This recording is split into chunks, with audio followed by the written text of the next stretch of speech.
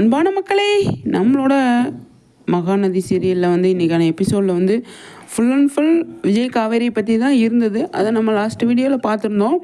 முக்கியமாக என்ன அப்படின்னு சொல்லி பார்த்தீங்க அப்படின்னா, விஜய் காவேரி பயங்கரமாக எமோஷ்னலாக வந்து இன்றைக்கி டச் பண்ணிட்டாங்க.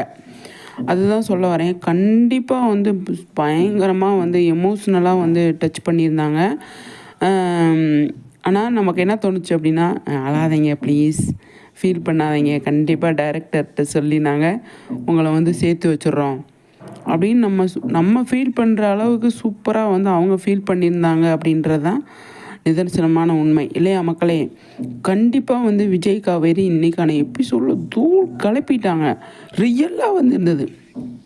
ரியலாக வந்து அவங்க வந்து நடிச்சிருந்தாங்க.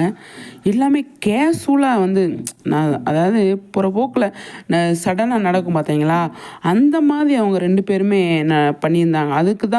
அதனால தான் என்னவோ இவங்களுக்கு இவ்வளோ ஃபேன்ஸ் இருக்காங்க அப்படின்னு நான் நினப்பேன்.